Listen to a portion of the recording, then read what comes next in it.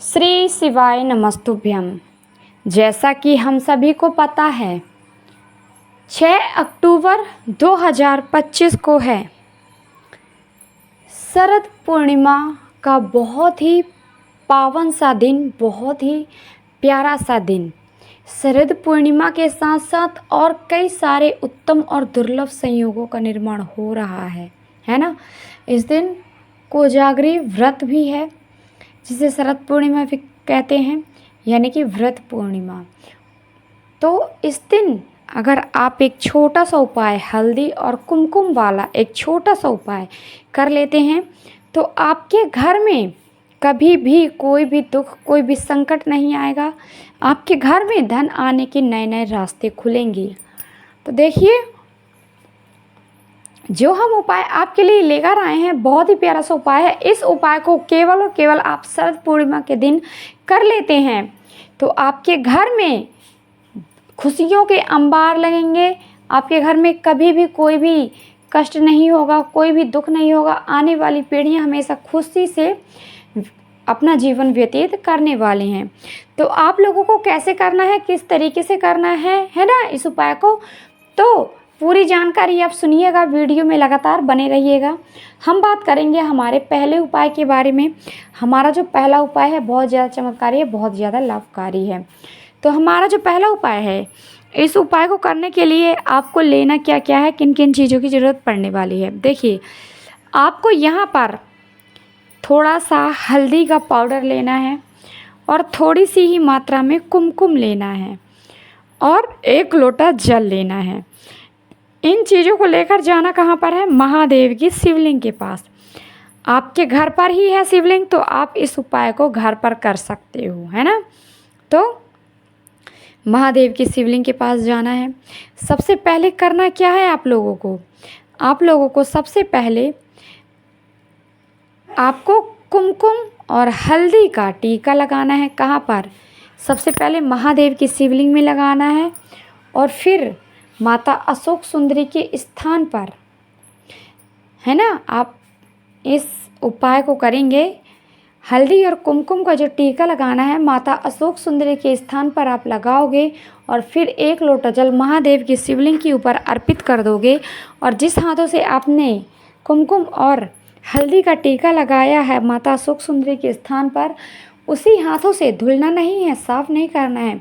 उन्हीं हाथों को जैसा का तैसा आपको आना है ऐसे ही घर में, और जिस हाथों से आपने तिलक किया था उसी हाथों में लगा हुआ जो बचा हुआ सिंदूर और हल्दी है उसी को आपको लगा देना है अपने घर के मुख्य द्वार की चौखट पर। क्या करना है?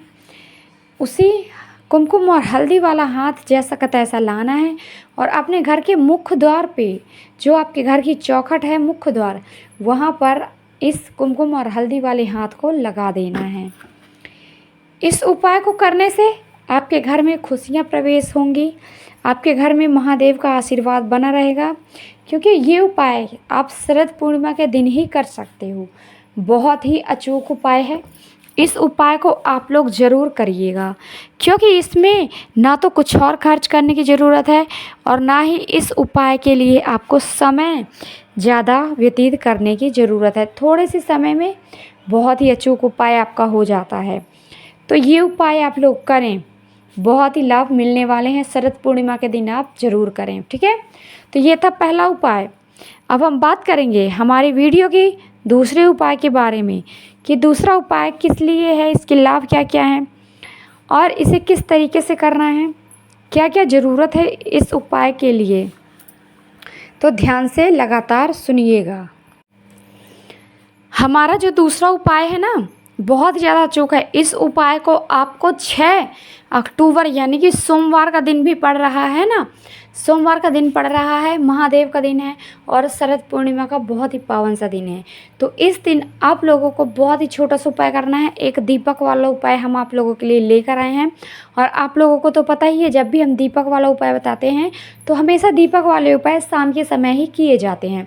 तो यानी कि 6 अक्टूबर शाम के समय, शरद पूर्णिमा की शाम के समय आपको ये उपाय करना है, दीपक वाला उपाय। तो करना क्या है? देखिए, आप लोगों को 2 दीपक यहाँ पर तैयार करने होंगे। क्या करना है? 2 दीपक आपको लेने हैं, चाहे आप मिट्टी के दीपक 2 ले लीजिए, चाहे तो आप आटे के दीपक 2 बना लीजिए। आपको यहाँ पर 2 दीपक लेने हैं और करना क्या है, इसके अंदर घी डालना है। दोनों दीपक के अंदर आप लोगों को घी डाल देना है, क्योंकि शरद पूर्णिमा का बहुत ही पावन सा दिन है और महादेव का सोमवार का दिन है। तो आप लोगों को घी डालना है, साथ ही साथ गोल बाती रखनी है। आपको तो पता ही है ना, जब भी देवताओं के लिए दीपक प्रज्वलित की जाती है तो गोल बाती, देवियों के लिए लंबी बाती। तो आप लोगों को यहाँ पर गोल बाती रखनी है और एक दीपक को उठाना है और प्रज्वलित कहाँ पर करना है।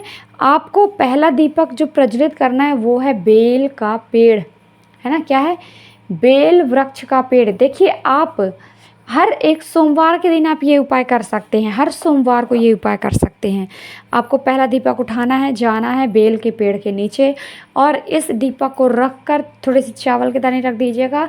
चावल के दानों के ऊपर आपको दीपक रखना है।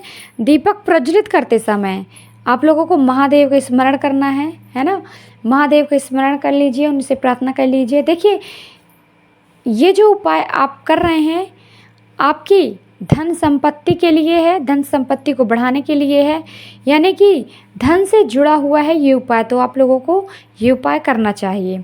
तो पहला दीपक आपने जला दिया बेल वृक्ष के नीचे अपनी मनोकामना कहते हुए। दूसरा जो दीपक है, इस दीपक को आपको प्रज्वलित कहाँ पर करना है, अपने घर के मुख्य द्वार पर। कहाँ पर, अपने घर के मुख्य द्वार पर दूसरे दीपक को प्रज्वलित करना है और आपको अपनी मनोकामना भी कहते जानी है। इतना उपाय करने से आपके घर में कभी भी कोई भी संकट नहीं आएगा, कभी भी कोई भी कष्ट, कोई भी तकलीफ़ नहीं होगी। तो ये था हमारा दूसरा उपाय, आपके धन से जुड़े हुए उपाय। ये जो दूसरा उपाय है बहुत ज़्यादा अचूक है, इस उपाय को आप ज़रूर करिएगा। तो हम बात करेंगे हमारे इस वीडियो के तीसरे उपाय के बारे में। अब हम बात करेंगे हमारे तीसरे उपाय के बारे में।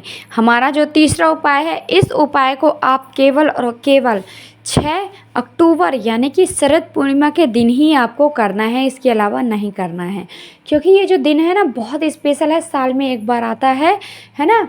तो आप लोगों को ये उपाय 6 अक्टूबर की शाम को करना है, प्रदोष काल के समय। कब, प्रदोष काल के समय आप लोगों को ये उपाय करना है, शाम को 4 बजे से लेकर 6 बजे तक, है ना, 4 से 6 बजे तक आपको ये उपाय करना है प्रदोष काल के समय। तो करना क्या है, आप लोगों को यहाँ पर 1 लोटा जल लेना है पीतल के लोटे में, 5 बेल पत्र लेनी है, इसी लोटे के अंदर डाल देना है। साथ में 1 कमल गट्टा का दाना लेना है और इसी लोटे के अंदर डाल देना है और इस लोटे को लेकर जाना है महादेव की शिवलिंग के पास।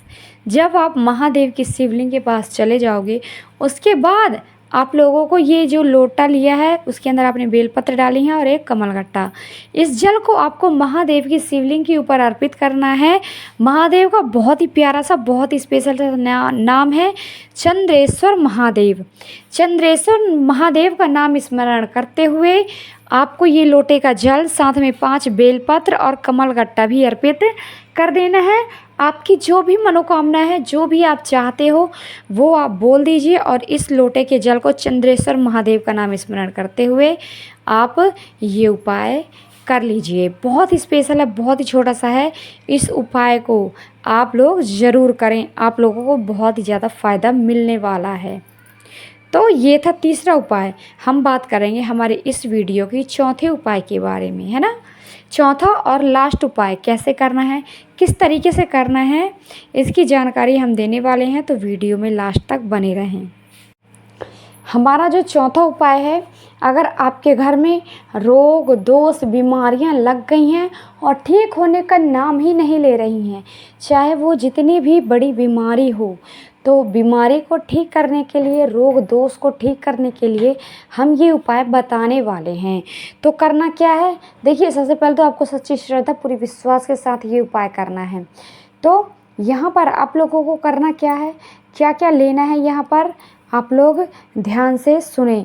तो क्या क्या लेना है हमें इस उपाय के लिए, आपको यहाँ पर 7 बेलपत्र लेनी है, 7 बेलपत्र आप जो लेंगे, साबुत 7 बेलपत्र होनी चाहिए और 1 लोटा जल लेना है। जाना कहाँ पर है?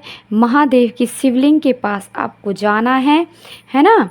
और जो आपने 7 बेलपत्र लिए हैं वो आपको अर्पित करना है माता अशोक सुंदरी के स्थान पर कुंदक रूप कुंदकेश्वर महादेव का नाम स्मरण करते हुए, और 1 लोटा जल आपको महादेव की शिवलिंग के ऊपर अर्पित करना है नीलकंठेश्वर महादेव का नाम स्मरण करते हुए, है ना। इतना आप कर लेते हैं। और देखिए, जो आपने 7 बेलपत्र चढ़ाई हैं महादेव की शिवलिंग के ऊपर, उन्हें उठा लेना है, महादेव से स्वीकृति प्रदान करनी है, उनसे प्रार्थना कर लेना है ना, उनके स्वीकृति ले लीजिए। और ये बेलपत्र उठा कर लाना है अपने घर। और हर रोज़ जिस दिन भी, यानी कि सोमवार से आपने किया है ये उपाय, तो सोमवार से लेकर पूरे 7 दिनों तक 1-1 बेलपत्र को खिलानी है प्रसाद के रूप में। जैसे आपने 7 बेलपत्र अर्पित की हैं, उन्हें आपने वापस ले आया। अब आप 1 बेलपत्र जो बीमार है व्यक्ति उसे दोगे, अच्छे से खाना है ना। 7 बेलपत्रों को 1-1 दिन हर एक रोज़ आपको खाना है और महादेव का स्मरण करना है, सच्ची श्रद्धा पूरा विश्वास रखना है। तो ये थे उपाय। आई होप आप सभी लोगों को समझ में आए होंगे।